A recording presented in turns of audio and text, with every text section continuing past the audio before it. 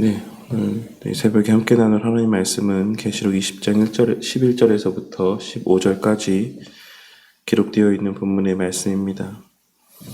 지난 시간에 우리는 마지막 최후의 전쟁 이후에 사탄과 그를 따르는 거짓 선지자들을 비롯한 이 세상에 존재하였던 상당수의 사람들이 불과 유황의 못에 던져지는 장면에 대한 내용들을 함께 살펴보았습니다.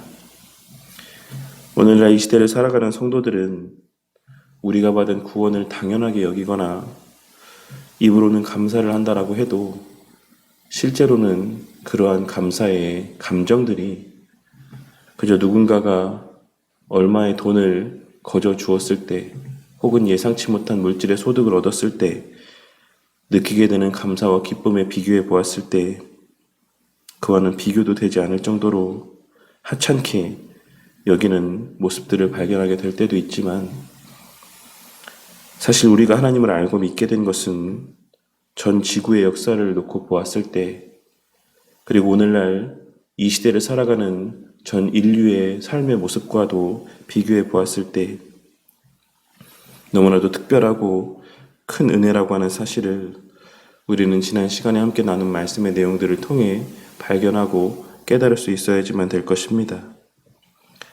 최근에 유명한 기독교 유튜브 채널에서 교회를 향한 해묵은 질문 가운데 하나라고 할 수 있는 이순신 장군은 천국에 갔는가 지옥에 갔는가 라고 하는 내용에 대한 영상이 올라온 것을 본 적이 있습니다. 그리고 그로 말미암아서 또 여러 목사님들이 그 영상에 대한 견해들을 표출하시고 또 그로 말미암아 또 많은 논쟁들이 있었던 것을 보았던 적이 있습니다. 하지만 중요한 것은 저는 그러한 기독교에 있어서의 해묵은 어떤 질문에 대해서 관심을 갖기보다는 그 답이 무엇인가는 차치하고 우리가 그와 같은 논란의 대상 가운데 언급되지 아니하고 하나님을 알고 믿고 주의 몸된 교회의 한 구성원으로서의 삶을 살아갈 수 있게 되었다라고 하는 것이 얼마나 큰 은혜인지를 우리는 깨달을 수 있어야지만 될 것입니다. 우리가 과연 구원을 받았는가? 우리가 믿음 안에 거하고 있는 것인가?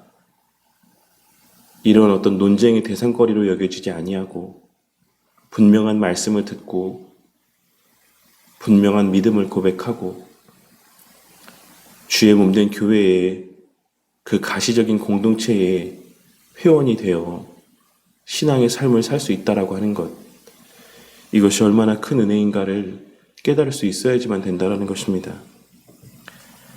그리고 오늘 말씀은 그러한 은혜의 기준, 그와 같은 은혜를 베풀어 주시는 하나님의 그 기준이 무엇인지를 말씀하여 주고 있는 내용이라고 할 수가 있습니다. 먼저 오늘 말씀 가운데는 크고 흰 보좌와 그 위에 앉으신 이가 등장을 하고 있는데 이에 대하여서는 성부 하나님이라고 보는 견해가 보편적입니다. 하지만 우리는 심판주가 예수님이시라고 하는 사실을 잘 알고 있기 때문에 이 보좌에 앉으신 이를 누구로 해석을 해도 거기에 큰 차이는 없을 수 있을 것이다라고 생각합니다. 그런데 그 성삼위 하나님의 최후의 심판의 자리에서 요한 사도가 목도한 것은 오늘 기록된 말씀에서와 같이 땅과 하늘이 그 앞에서 사라져버린 모습이었습니다. 그리고 이러한 내용들을 근거로 하여 어떤 이들은 새 하늘과 새 땅이라고 하는 것이 우리가 알고 있는 지금의 이 세상과는 전혀 다른 또 다른 하늘과 또 다른 땅일 것이다라고 이야기를 하는 이들도 있습니다. 하지만 이전에도 말씀을 드렸던 것처럼 새 하늘과 새 땅은 질적인 새로움을 의미하는 표현으로 표현되어지고 있는데 그로 말미암아 우리는 새 하늘과 새 땅이라고 하는 것이 우리가 익히 잘 알고 있는 지금의 이 세상과 연장선상에 있는 새 하늘과 새 땅이라고 하는 사실을 유추해 볼 수 있는 것이고 지금 우리가 발을 딛고 살아가는 이 세상이 완전하게 새로워지는 것으로 이해를 할 수가 있는 것입니다. 그리고 그러한 맥락에서 이 말씀을 이해하자면 이는 이전에 우리가 알고 있었던 지금 발을 딛고 살아가는 죄가 관영한 이 세상의 모습이 완전하게 사라져 버렸다라는 사실을 말씀하고 있는 것이다라고 하는 사실을 우리는 발견하고 깨달을 수가 있는 것입니다. 그리고 그 보좌의 앞에 큰 자나 작은 자나 모든 이들이 서 있고 13절에 기록된 말씀에서와 같이 이미 죽은 자들 가운데 주를 믿지 않고 죽은 자들도 그 앞에 서게 된 장면을 요한 사도가 목도하였다라고 하는 사실을 확인할 수가 있습니다. 그리고 그 사람들이 책들에 기록된 대로 심판을 받는 장면을 요한 사도는 목도하였던 것입니다. 여기서 우리는 두 가지 사실을 생각해 볼 수 있는데, 첫째는 그 보좌 앞에 서 있는 자들 가운데 그 심판을 위해 그 보좌 앞에 서 있는 자들 가운데 구원받은 자들도 포함이 되어 있는가라고 하는 것이고, 둘째는 책과 책들은 무엇을 의미하는 것인가 라고 하는 것입니다. 첫째로 최후 심판의 때 성도들도 심판대 앞에 서게 될 것인가 라고 하는 문제에 대하여서는 저는 로마서 4장 10절에 기록된 말씀인 내가 어찌하여 내 형제를 비판하느냐, 어찌하여 내 형제를 업신여기느냐, 우리가 다 하나님의 심판대 앞에 서리라 라고 하는 말씀을 근거로 성도들도 그 앞에 서게 될 것이다 라고 생각을 합니다. 또한 둘째로 오늘 말씀에 등장하는 책과 책들이라고 번역된 두 종류의 책은 각각 구원하실 자들의 이름이 기록된 생명책과 이 땅의 사람들이 이 땅에서의 삶 가운데 행하였던 모든 행위들이 기록된 행위책을 의미하는 것이라고 할 수 있습니다. 그리고 마지막 날의 심판은 바로 그 행위가 기록된 우리의 이 땅에서 행한 모든 일들이 기록되어 있는 그 행위책에 기록된 내용에 근거하여 이루어지는 것이다라고 말씀을 하고 있으신 것입니다. 우리가 오늘 말씀을 통해 발견하고 깨달을 수 있는 것은, 또 발견하고 깨달아야지만 되는 것은, 사람들이 지옥에 가는 것은 하나님께서 그렇게 정하셨기 때문이기도 하지만 그와는 별개로 그들이 범한 죄 때문이라는 사실을 우리는 발견할 수 있어야지만 될 것이고, 사람들이 천국에 가는 것 또한 하나님께서 그들로 하여금 선한 믿음의 고백들을 증거케 하셨기 때문이기도 하지만 본질적으로는 그들의 이름을 생명책에 기록하여 주셨기 때문이라는 사실을 우리는 발견하고 깨달을 수 있어야지만 될 것입니다. 제가 앞서 마지막 날의 심판 때에는 성도들도 서게 될 것이라고 말씀을 드렸습니다. 그리고 그 자리에서 성도들을 비롯한 이 땅에서의 삶을 살았던 모든 이들의 행위는 하나도 남김없이 밝히 드러나고 고백되어질 것입니다. 그러니 그 자리에서는 우리의 죄된 모습들 또한 밝히 드러나고 낭독되어진다라고 볼 수가 있는 것입니다. 하지만 그 모든 행위들이 고백되어지고 난 이후 그 부끄러움과 수치 속에서 우리의 은밀히 행한 범죄와 그 모든 죄악된 모습들 속에서의 부끄러움과 수치 가운데에서 우리들의 이름은 다시 한번 불려질 것입니다. 왜냐하면 성도들의 이름은 생명책에도 기록이 되어 있기 때문입니다.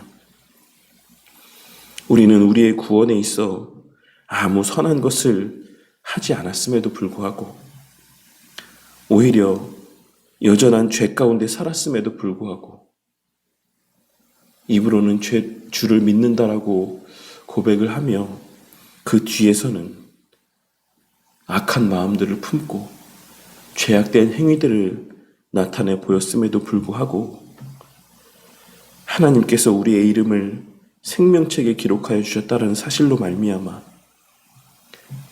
우리는 그 어미한 심판의 자리에서 하나님 보좌 주변에 배설된 영광의 자리로 옮겨지게 되는 것입니다.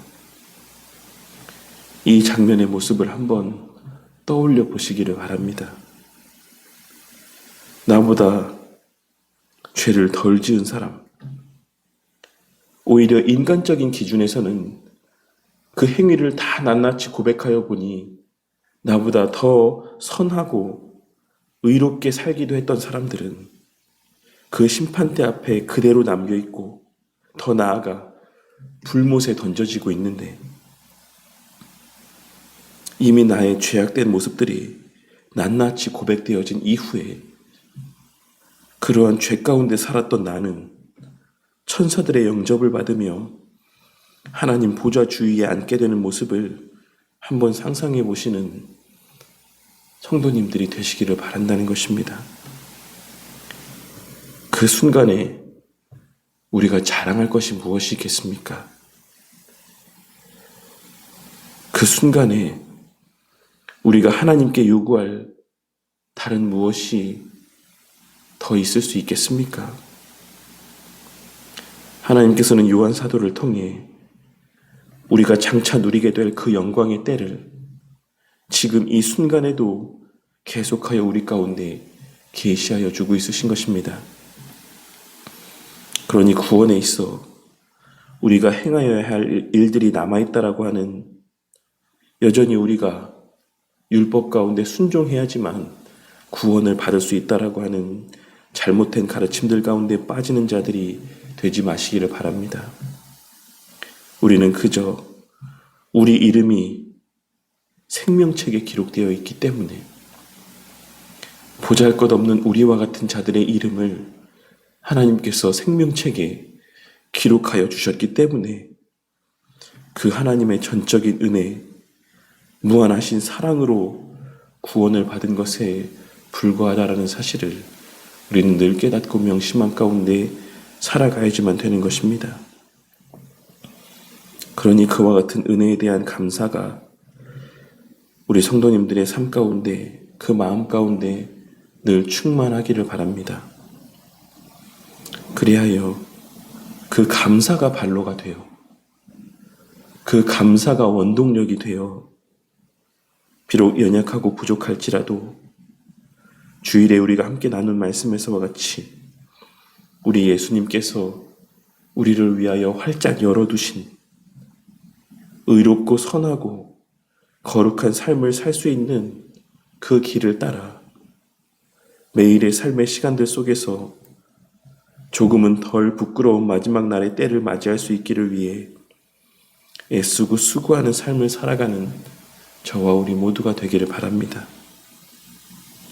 그리하여 훗날 그럼에도 불구하고 여전히 부끄러움 가운데 구원을 받는 우리들이겠지만, 지금보다는, 지금의 우리의 삶의 모습들보다는 조금 덜 부끄러운 모습으로 수치 가운데,